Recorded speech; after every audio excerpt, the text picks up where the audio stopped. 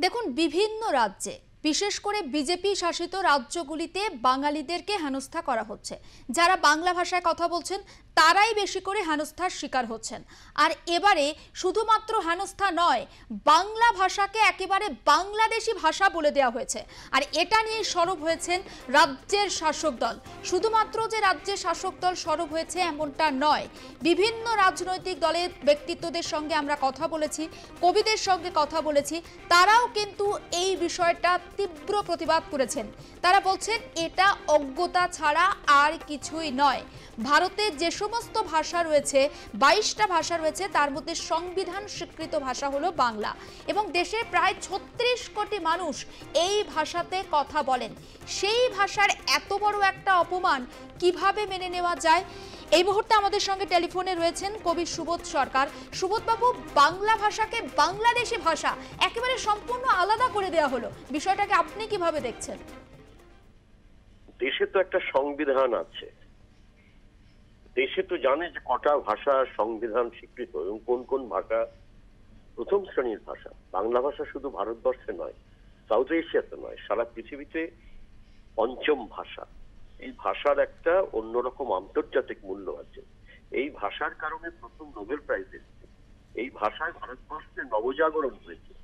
এই ভাষার কারণে ভারতবর্ষ আজকে ভারতবর্ষ হয়েছে।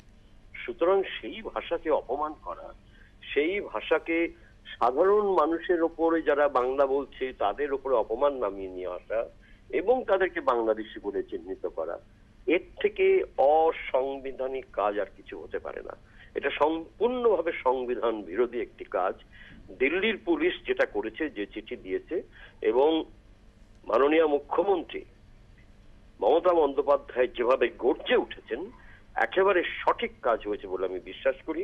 এখন সত্যি সত্যি দ্বিতীয় ভাষা আন্দোলনের সময় এসে গেছে। বুঝিয়ে দিতে হবে যে বাংলা ছাড়া ভারতবর্ষ সম্ভব নয়। নমস্কার। সুবোধবাবু, আরও একটা প্রশ্ন থাকবে আপনার কাছে। রাজ্য বিজেপির সভাপতি শ্রমিক ভট্টাচার্য তিনি একেবারে আপনার কথা কোট আনকোট বলছেন। তিনি বলছেন যে কোনটা কবি সুবোধ সরকার লিখেছেন আর কোনটা বাংলাদেশের কবি শফিকুল ইসলাম লিখেছেন, দুটো বই যদি পাশাপাশি রাখা হয় পার্থক্যটা তো স্পষ্ট হয়ে যাবে। কিন্তু এটা তো স্বাভাবিক। দেখুন, বাংলাদেশের সাহিত্য, বাংলাদেশের যে বাংলা, সেটা তো বাংলা ভাষা। এই পুরো বাংলা ভূখণ্ড নিয়েই বাংলা ভাষা।